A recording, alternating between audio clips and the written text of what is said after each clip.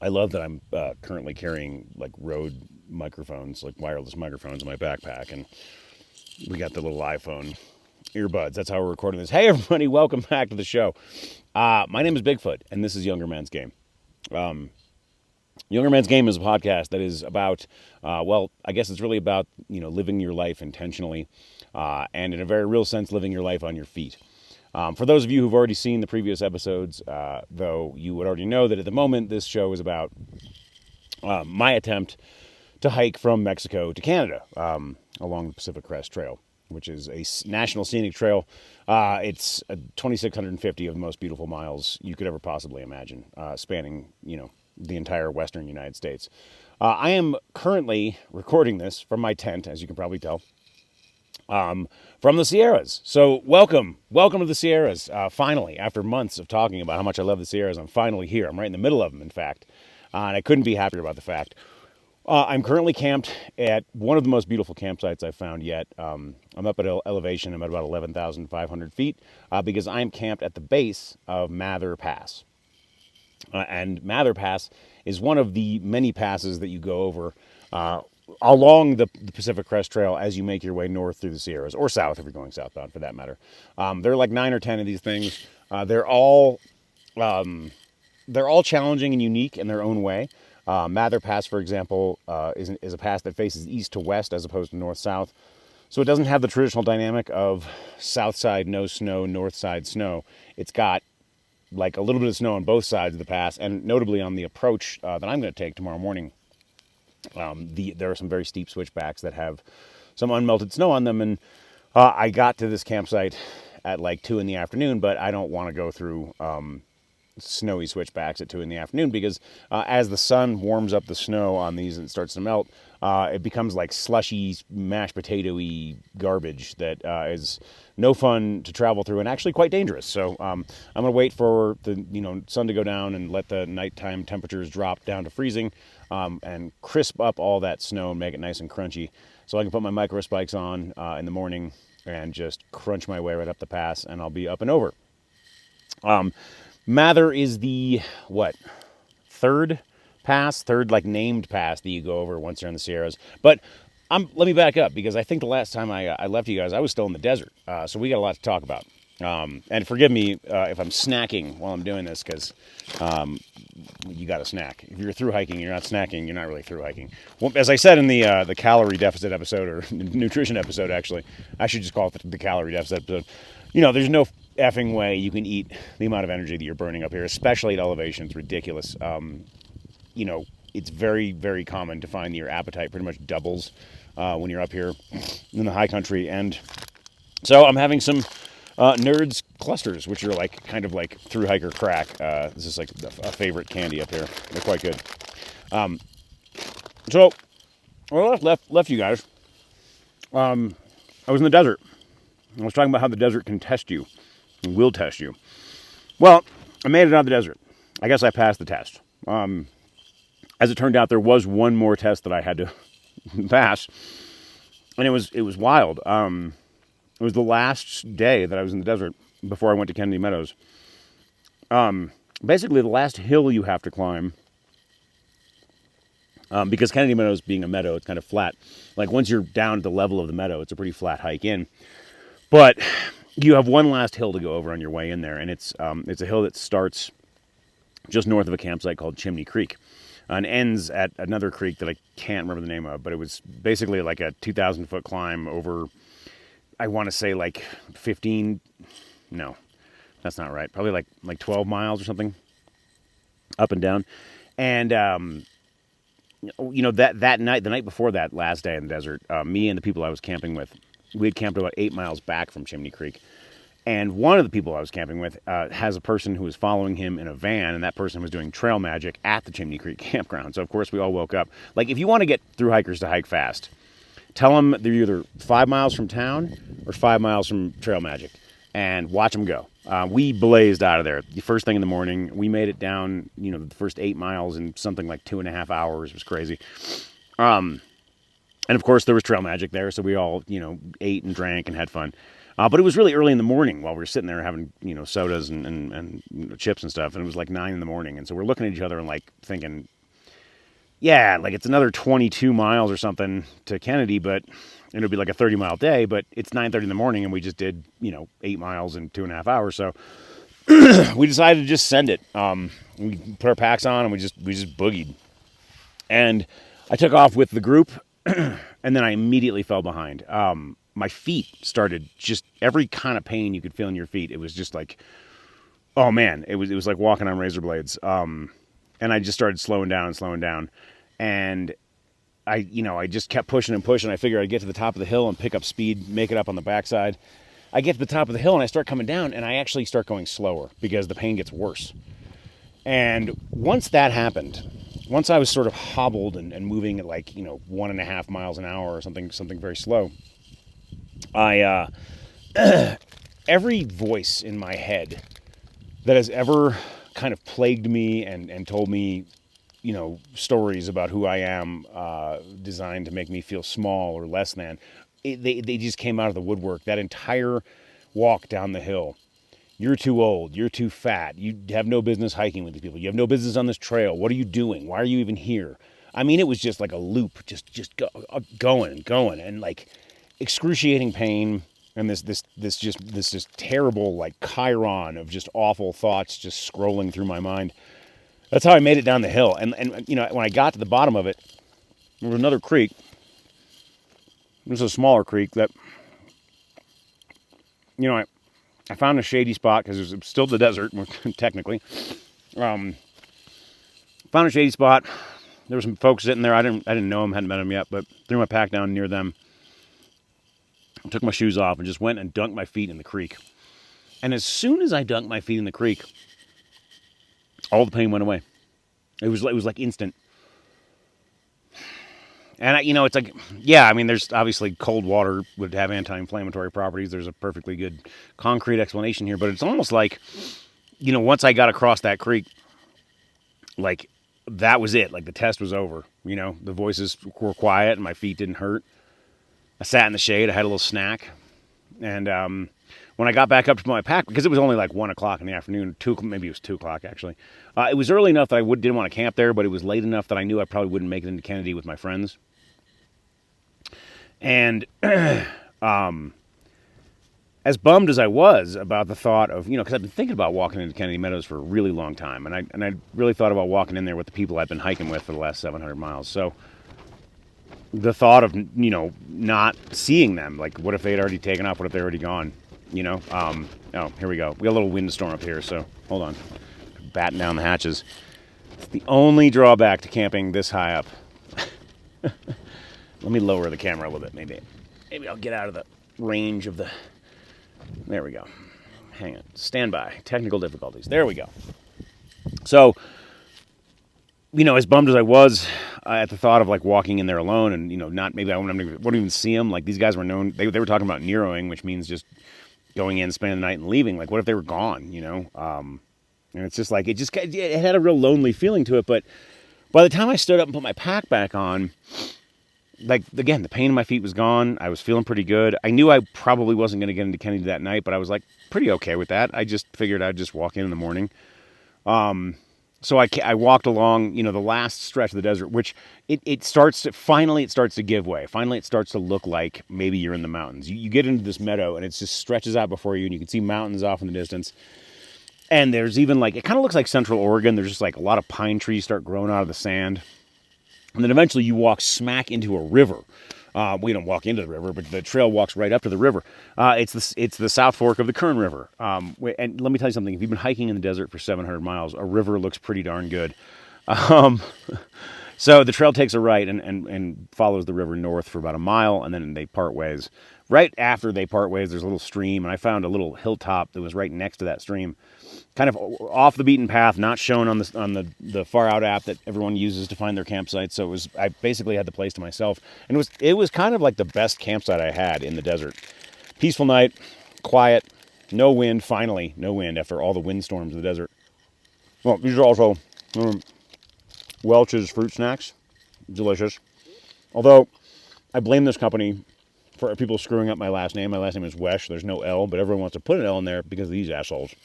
Anyway, I digress. Next morning, walk the last few miles of a nice, flat sandy trail.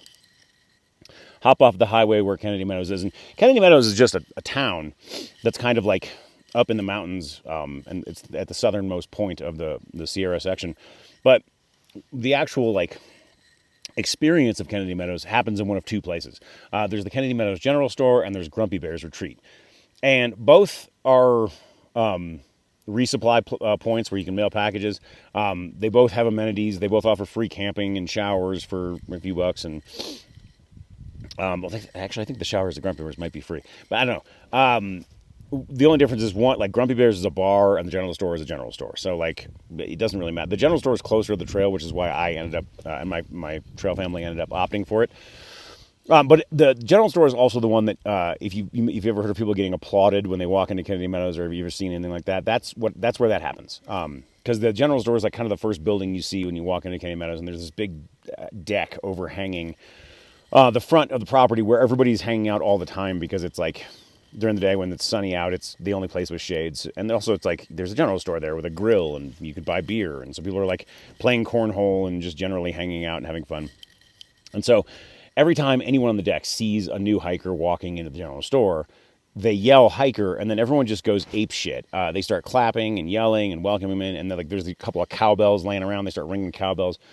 And so as I rounded the corner of the general store, like I expected, like, whatever, like if there was anybody out there, I'm sure they would clap for me, but I didn't know if anyone I knew was going to be there. But of course, like as soon as I round the corner, everyone starts going nuts, and then people start yelling my trail name. So I know the people up there are like my friends. And it was like the warmest, most beautiful welcome. It's hard to describe the feeling of like walking in there and seeing that happen. I wish I had my camera out for it, although I'm kind of glad. I feel like I see a lot of people on this trail just living their entire experience through the lens of their iPhone. And honestly, like, I think you're missing something if you're doing that. Like, I mean, that moment was really special, but I don't know if I could really even capture it. I would rather just have that in my memory. But suffice it to say, everyone just was going crazy. I walked up to the front porch of the general store, and my buddy Grant had somehow secured a breakfast sandwich, like in perfect time to like come down and hand it to me. So I like walk onto this porch, and I'm just immediately handed like a breakfast sandwich as people are clapping for me. It was pretty rad. I don't know if it gets much better than that when you're walking into Kennedy. And yeah, I ended up staying there for way longer than I wanted to, which is why it's been a couple weeks since you've heard from me. So basically, Kennedy Meadows, whether you stay at Grumpy Bear's or the general store, has free camping. And free camping is like, a bug light to thru hikers. We just fly right into it. And so it's very common to like get vortexed, as they call it, in Kennedy Meadows, and like spend way more time there than you had planned to. A lot of times what happens is people have to like wait out the weather or wait out snow. And I've heard of people spending weeks up to maybe like a month at that place, which I don't know how you would do that without losing your mind.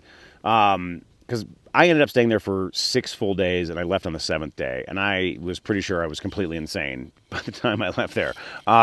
You go there and there's free camping out back, so you set your stuff up, and it's like kind of amazing to not have to like pack all your shit up in the morning and be back on trail. It's like this very, nice feeling of like relief and, kind of chillness. But, then you go to like the store and they have a grill where they serve all kinds of, fried stuff, burgers, fries, pretty much anything deep fried. And they also have a breakfast they do, like a pancake breakfast, all you can eat. Which is also, again, thru hikers, like, yay. Somehow everything on the menu costs $12. I don't know how that is. Even if you get like 2 smaller things, it always ends up adding up to $12. Now, the upshot is you have to spend $36 a day to stay at the Kennedy Meadows General Store. It's just how it works. Which, by the way, is not a lot of money for food, especially not eating out. But it's also not generally something that people have in their budget on trail to do for any length of time. But I stayed there for the first 2 days because I wanted to take what's called a double zero. If you guys remember, zero is when we don't do any miles. So I wanted to do 2 of those in a row to let my feet heal. And on the second zero, the weather report came in, and there was just this big, nasty snowstorm that was headed right for the Sierras, basically right for Whitney, which is about 4 days up trail from Kennedy Meadows. So we're looking at it, and the storm's about 4 days out, and we're sitting there saying, well, the storm's 4 days out. If we start now, we're just going to have to bail because we're going to get hit with weather. So what do? Well, one option is you sit back and do nothing. So that's what we did. Me and a few folks there really made the most of our leisure time. It does start to feel like you're in like a alternate reality, though. There's even like when you go to get your pancakes in the morning, you have to line up at this little window. And then when you pay for your pancakes, the guy at the window hands you like a little Dixie cup full of orange juice. And it kind of has this like mental hospital feel. It sort of felt like they were drugging the juice, like every morning you're like, I'm going to get on trail today. And then you go and just boop, take your juice. Oh, I'll leave tomorrow. Let's watch a movie tonight. My final straw when I knew I had to get out of there, it was like the 6th day that I was there. There were these like recliner chairs, like you might have like zero gravity chairs. And they like fold all the way back and they're really comfy. And there were 4 of them on the property. And me and 3 other hikers sort of like just like occupied the chairs for those 6 days. We started calling ourselves the chairs, actually. We would move around different spots every day. We were just like sitting in these recliners. And when I knew I had to get out of there, it was on like, I think it was the 6th day. I wake up and I'm like going down to get my juice. And there's some guy I never met before, and he's sitting in one of the chairs. And as I walk by, he goes, "Hey man, sorry I took your chair." And I'm like, "Yeah, nope, that's it. I gotta get out of here. I don't even know you, man. Like, what do you mean my chair? I am getting on trail tomorrow." We ended up walking out in the actual storm. Like the day the storm hit was the day we walked out. Because by that point, I decided I would rather have wet, frozen feet than spend $36 more and one more day with my ass in like a folding chair. So we walked out. I want to say it was like May 29th. I don't know. It's somewhere around there. Immediately got caught in a snowstorm, which is very pretty, but then also immediately got snowed into our tents that night and had like an inch of snow outside when I woke up in the morning. So that was great. But after that, the weather has been absolutely perfect. And I have proceeded through the first 100 or 120 miles of the Sierra section, largely without incident. When you walk out of Kennedy Meadows, the first thing that happened, I mean, it's just immediately obvious that you're like in the mountains now. Like, first of all, there's water everywhere. You start seeing creeks just flowing all over the place. And also, obviously, the elevations around you start, poking up into the sky. So you have this, like, these vistas that you don't really have in the desert. And then, like, what's really the real clue that you're, like, in a new part of the trail is that when you look out in between 2 mountains that might be right next to you, you don't see, like, a desert on the other side of it. You see more mountains. You're in, like, a big, wide mountain range that occupies, like, a huge amount of territory. And so, the vegetation changes pretty dramatically. I mean, there's still like a lot of desert stuff around. You still see the occasional cactus. You definitely see sage, and there are things that are the same from the Sierras to the desert, but you also start seeing big, huge pine trees, redwoods, sequoias, because you enter Sequoia National Park before you even get to Kennedy Meadows, and these things are just these giant, old, massive trees that let you know that you're definitely in new territory. And I mean, it's just absolutely beautiful. The first few miles coming out of Kennedy Meadows are actually still a little bit dry. You do have creeks running, but they're not anything like what you're going to see once you get up over a couple of passes. So like, I think there was one day where we had like a 6-mile water carry, which like, for the desert is nothing. Remember, we're doing like 20-mile water carries in the desert, but it was like, we still had to like look at the map and be like, okay, where's the next water? But that goes away pretty quickly. Because you work your way up past Cottonwood Pass, and right before Cottonwood Pass is a pass called Trail Pass, which you can actually hike out of and get a ride down to Lone Pine, which is the town that is right outside of Whitney Portal, but you can get there from Cottonwood. You can get there from Trail Pass. Well, you can get there from Cottonwood too, but it's confusing, but both Cottonwood Pass and Trail Pass, they converge at the same parking lot, and you can get a hitch down pretty easily. My friend who had somebody following him, that person met us there with the van, and we took a day. We actually heroed Lone Pine. So we got up early in the morning, and we took a ride down to town. We had some pizza, and then we had a resupply, and then just boogied right back up. We're back on trail by like midday. And that's, the reason we even had to do that was because we had all packed food out, we thought, that would have gotten us to Bishop, which is the next trail town, but we did not. I mean, as soon as we were up at elevation, everybody was eating twice as much food and still feeling crazy hungry. So we ended up having to adjust our levels there, and so we had the opportunity and we took it. Went out down to Lone Pine, got back on trail. As soon as you get past Cottonwood, that's when it really starts to look, you really start to feel like you're in this area. You immediately hit this lake called Chicken Spring Lake, and the cool thing about Chicken Spring Lake is that it's a bench lake. It's the first bench lake of like a million bench lakes. Bench lakes basically are a feature of the Sierras. They're a feature of a lot of mountain ranges, but the way they work in the Sierras, I think I mentioned during the Sierra episode, I talked about how this place was formed, right? It was all just like tectonic uplift and then glaciers.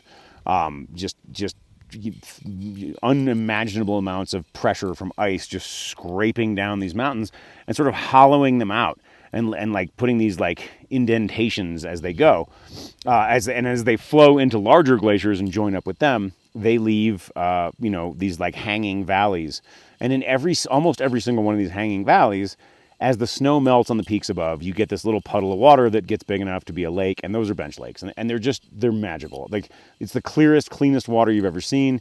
It's cold. It's very, very cold. You will definitely feel it when you jump in, but I'm a plunge pool guy anyway, so I the first thing I did when I got to Chicken Spring Lake was just rip off my pack and strip down to my shorts and just jump right in that sucker, because, I can't. I love bench lakes. Like, I love camping by them. I love swimming in them. I love fishing in them. A lot of them have tons of fish.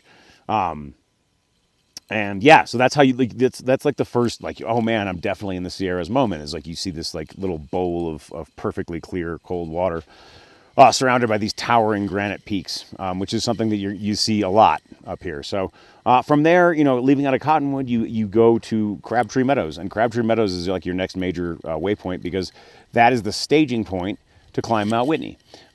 You can climb Mount Whitney from one of two sides. You can go up from the side where Lone Pine is, where the roads are. That's called Whitney Portal. To get a permit to do that is actually quite difficult. A lot of people try to do it every year, and so they have a very strict system for permits.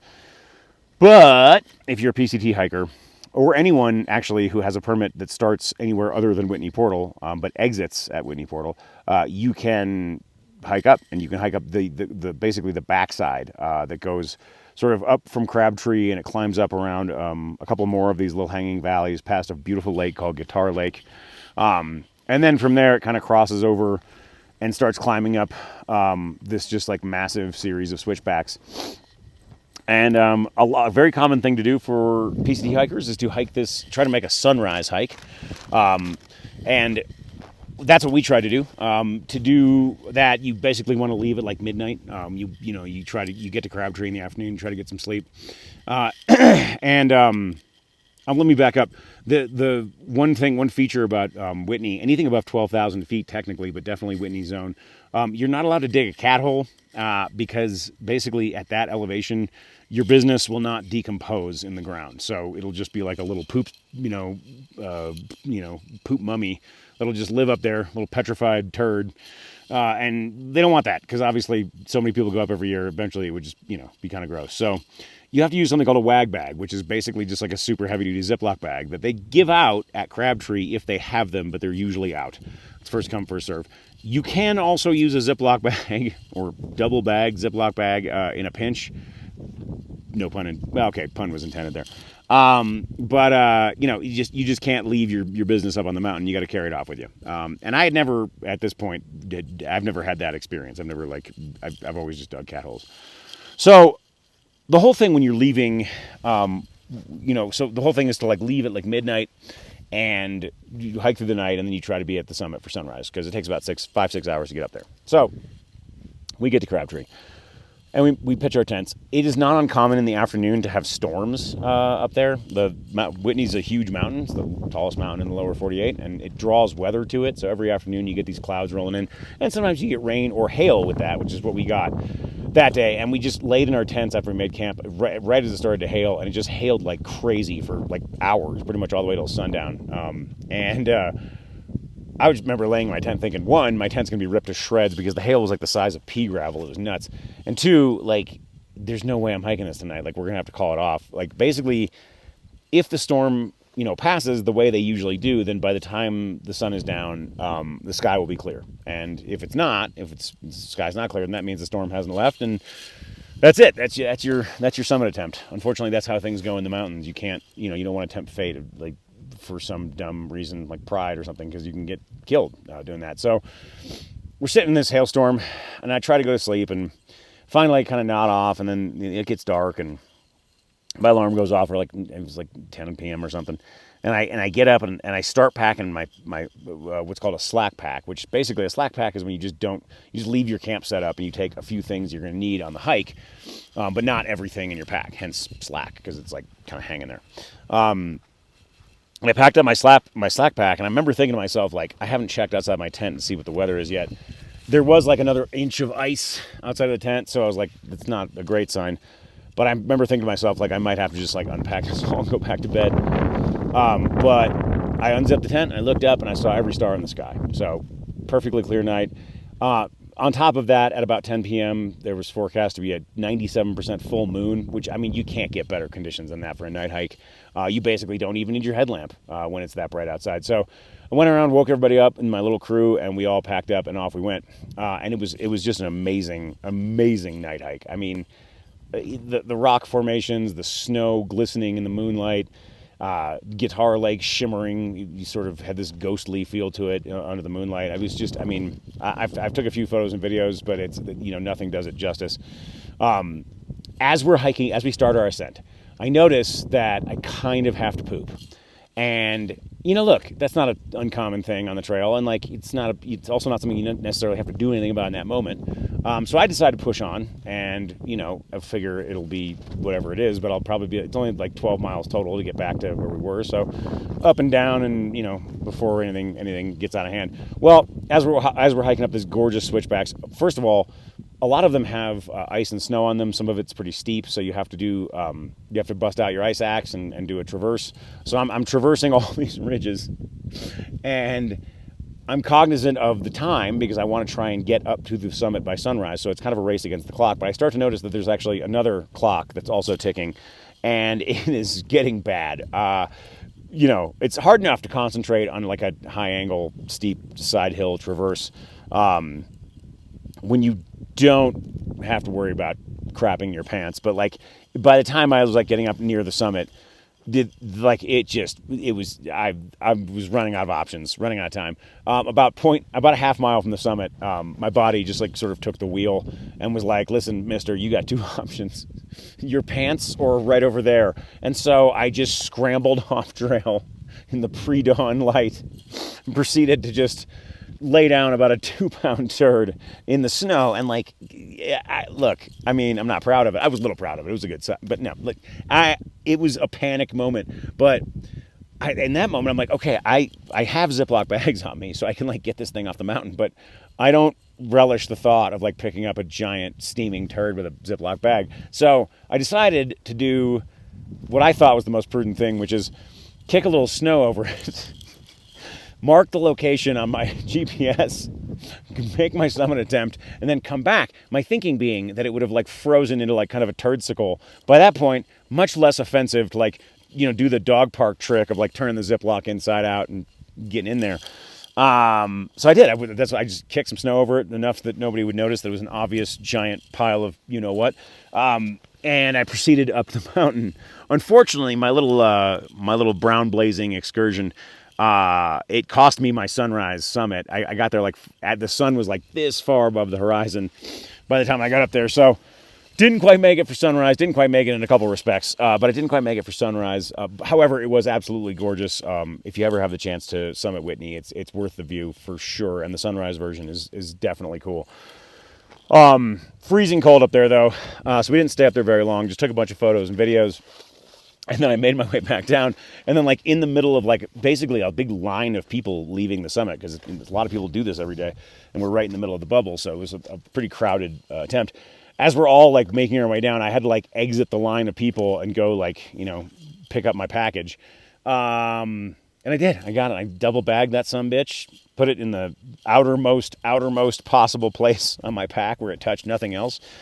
And I proceeded to act as courier to my own dump. And I carried it down to Crabtree, where they have a pit toilet. And it is one of the most magnificent pit toilets I've ever seen. As you can see, I mean, talk about a room with a view. So I had kind of a one for here, one to go situation. I made my deposit and then I sat down and took care of some more business. Enjoyed watching some marmots playing in the meadow. Anyway, that was Whitney. Absolutely gorgeous. Definitely, it's the fun thing about Whitney is it's actually not even on trail. It's a side quest. It's like a 15-mile day where you do 0 trail miles, and it's like one of the hardest days on trail because you have to summit the highest point in the lower 48. But well worth it. Glad I did it. From there, we got back to the campsite. Everybody, a lot of people who are like, I think they're still like in desert mode, but they're kind of like hurry up mode kind of. We ran into a lot of hikers who finished their hike on Whitney. Generally, you get back to your campsite around mid-morning, and they're like, okay, we're going to take a nap, and then we're going to try and do as many miles as we can to get up toward Forester Pass so we can do the pass in the morning. And like, okay, makes a certain kind of sense, and certainly if you're on a tight schedule, but like, why? Crabtree Meadows is gorgeous. Crabtree Meadows, the view from Crabtree is one of the best in the Sierras. You could literally sit and look at Mount Whitney. You look at the mountain you just climbed, and Crabtree Creek just like rushing in the foreground. Why would you leave that place? You get 2 nights there on your permit. You're allowed to camp there for 2 nights. So I said to my little crew, I was like, why don't we just take the second night, which is what we did. So we didn't walk anymore that day. The next day, we all loaded up and pushed out, and we made our way almost all the way up to the base of Forester Pass. Forester Pass is the highest point that's actually on the Pacific Crest Trail at 13,200 feet, I think. And it is notoriously like the first big high altitude pass that you go over on the PCT. And like, because it's the first big high altitude pass that you go over, I think it occupies this like space in people's minds.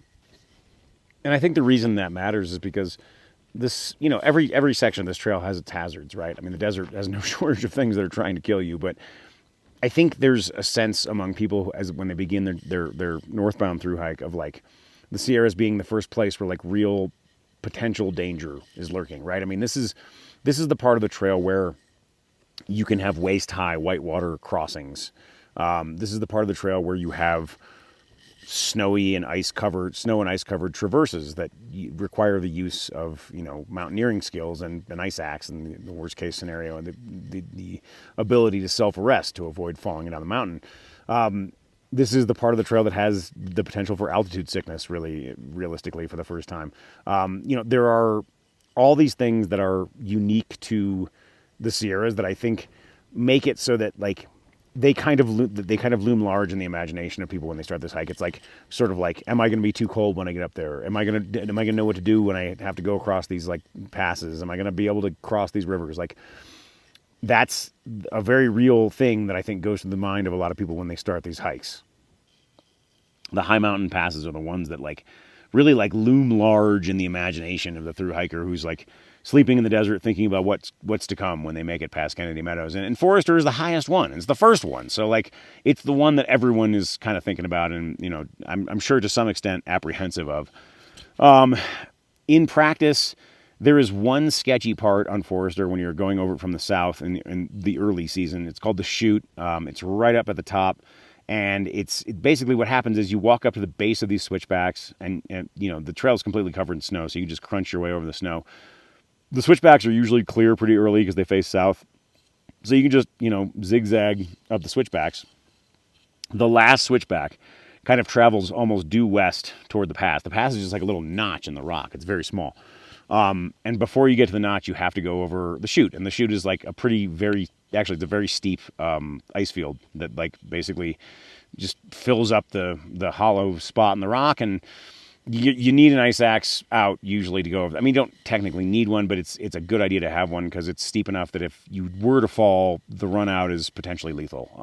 You're basically falling off the mountain. So...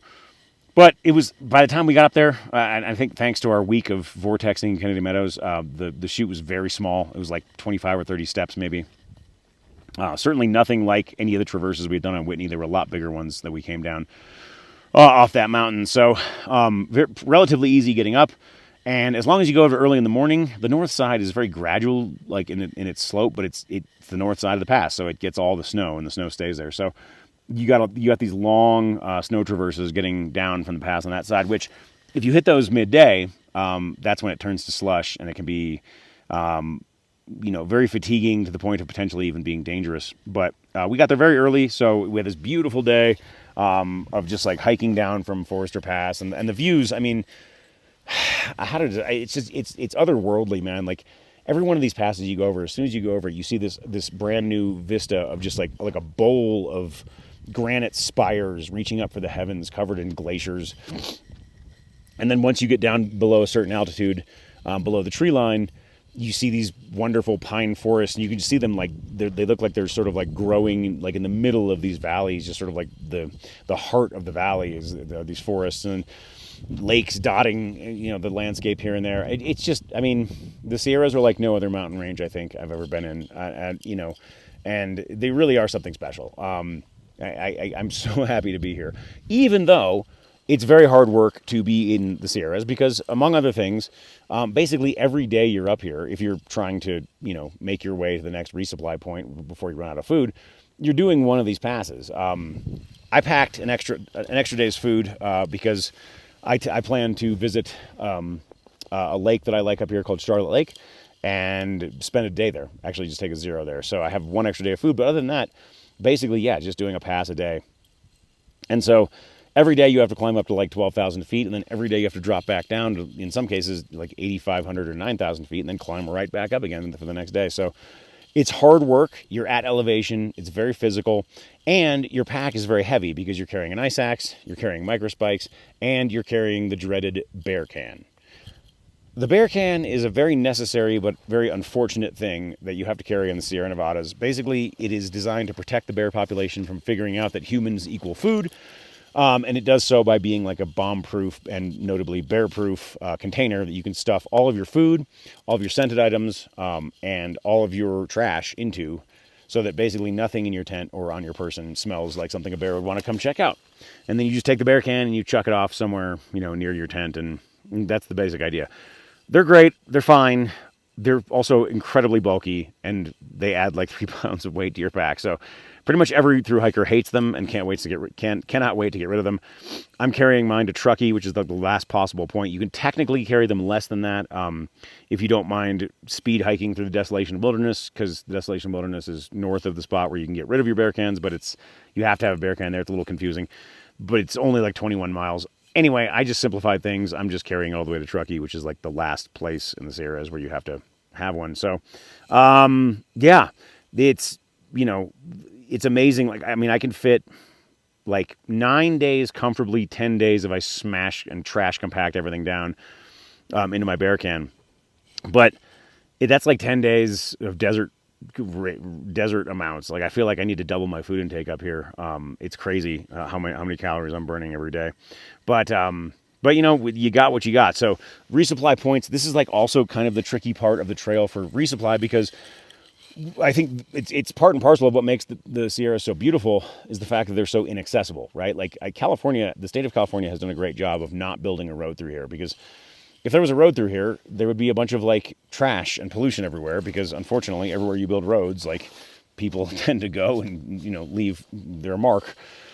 This is a very wild place because you can't get in here. I mean, the nearest road is like 20 miles west of here, and that's not 20 miles of easy walking. That's 20 miles of like pretty intense hiking. If you want to go the other way, you have to go over a 10,000 or more foot pass to get out of the eastern side of the Sierras, and that's where all the towns are. So it kind of like creates the situation where like that's what makes this place so beautiful, is that it's so hard to get to, but it also makes it very hard to get to. And if you have a limited amount of food that you have to carry on your back, this presents a problem. So when you get into the Sierras, your first possible resupply point is Trail Pass, which we took, which that's a pretty short hike from Kennedy, so it's not, most people don't do that. Most people try to shoot for Kearsarge Pass, which then takes you down the hill to a town called Independence, which isn't much of a town. But there was a bus that goes from Independence to a town called Bishop, which is a very big town by trail town standards and has everything you could possibly want, from grocery stores to outfitters to hotels, yada, yada, yada. So that pass, Kearsarge Pass, is just a little bit north of Forester. You basically have to go over Forester, and then you have to climb up into the Kearsarge Valley and then out over the Kearsarge Pass. So we ended up doing those 2 passes in the same day. We did Forester in the morning, Kearsarge in the afternoon. That's a big day. Going over 12,000 or more foot passes in a single day, it'll take it out of you. Made it down to Independence that night, too late to get the bus to Bishop, so we ended up just getting a hotel room in Independence. A bunch of us just dove in there, and the next morning, up to Bishop for a 0 day resupply. That's your first big town in the Sierras. The next spot, that's at mile, I want to say 750 something. Your next resupply though is almost 150 miles later. It's you have to go all the way up to around mile 800. No, what did I say? I said 750. Is it mile? I want to say it's mile 900, which is where Reds Meadows and the bus that takes you down to Mammoth are, and that's the next big trail town. So it's a pretty big haul to get from one to the other. So we packed a bunch of food in. We had food that was outside our bear cans, knowing that we were going to eat it that day of. As long as you're not sleeping with it, it's fine. We actually had a little bit of extra food because we knew we were going to Charlotte Lake, which has a bear box, which if you have a bear box, you can just stuff things in there. So basically had enough food to get me to Mammoth, which is the plan. Although at this point, honestly, I'm not even sure I'm going to make it to Mammoth because I've been eating my food like crazy. Speaking of which, I'm going to have some more nerds. But tomorrow I'm going over Mather Pass. It'll be kind of a longer day mileage-wise because the next pass, which is Muir Pass, is 20 miles up from that. So, and it's not the hardest hiking. So, probably going to do most of those miles tomorrow. And then we'll just keep going, keep making our way through the Sierras here. Highlights of this place, I mean, it's a very wild place. I've already seen 2 bears. It's absolutely magical to see those guys. They're sort of unbothered, just sort of cruising along by the side of Charlotte Lake. Tons of fish up here. I have my fishing gear, although, tragically,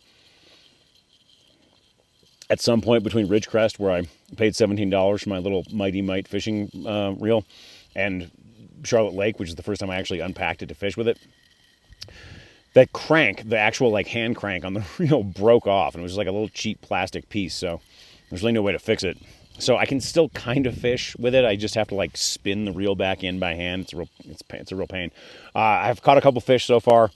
Little guys, threw them back. They weren't even big enough to be worth cleaning. But the lakes up here and the creeks are pretty well stocked with trout. So looking forward to chowing down on some of those. Marmots everywhere. Marmots are my favorite rodent. They're basically like a bougie groundhog. They're fantastic. There's big, chubby kind of rodents. The ground dwellers. They dig little burrows. They only live at high altitude. And for some reason, they just have a lot of attitude. Like a marmot will give you side eye. And I like that. I respect that. I appreciate it. They do also try to get in your pack, though, and steal your food and or tear apart your, gear to make, padding for their burrows. So a little bit of a nuisance animal, but, they're cute, so they get away with it. And I relate to that. What else is going on up here? I don't know. I mean, it's just been the Sierras have been everything that I expected them to be. Physically, I'm holding up quite well. My back is a little bit sore from carrying this friggin' bear can around. My feet do hurt, but kind of the normal amount of through hiker foot pain, not anything that's slowing me down or causing any need for, Advil or anything. And yeah, it's just been rad. I'm kind of, on more of a solo mission right now. My trail family kind of changed at Kennedy Meadows. Those guys, the people I was worried that I wouldn't see them, they had actually stayed up. I found this out when I got there. They stayed up pretty late. To make sure somebody was on the porch, in case I came walking up, and that is just such a touching thought. And I was really sad to see, because they left the next day. They're in a hurry to get somewhere, and it's you got to hike your hikes. So I'm not going to tell anybody what to do, but I knew I had to take a couple zeros, and so just knowing how the Sierras go, where you kind of the passes kind of set the pace. I sort of knew that I wasn't really going to see these guys again anytime soon. It's a long trail. You never know. I'll probably catch up to them at some point, but it may not happen. I may not see these guys again. So it was a sad sort of parting moment there, but immediately fell in with a new crew of folks. and have been hiking along. But now even that, I feel like I'm craving some alone time. I'm craving some just Bigfoot walking by himself time. And so like today I did from pretty much the way down from Pinchot Pass, which is the pass before. Basically, it goes Forester, Glen, Pinchot, and then Mather, which is where I'm at right now. So Pinchot I did this morning. You do about a pass a day, and pretty much I've been walking by myself all day and kind of just thinking my thoughts, and I'm liking it. It's a different experience, and I'm looking forward to sort of re-experiencing the Sierras. It's been a long time since I've been up here, and it is absolutely my favorite mountain range. So, yeah, I will keep you guys updated. The frequency of these things may get a little wonky, at least for the next couple episodes, and that's basically the result of the fact that it's so remote here that I just don't have a lot of access to internet where I can upload. So my next trail town is going to be Mammoth, I think, which is in about 5 days. So hopefully I can get maybe something else even recorded before then, so that I can have something to post. But if not, we'll get to the Sierras, and I imagine once I'm back in NorCal, it's probably going to be a little bit easier to get back on schedule. But that's it for now from the Sierra Nevada mountains. I'm Bigfoot, and this has been Younger Man's Game. We'll see you guys on the next episode.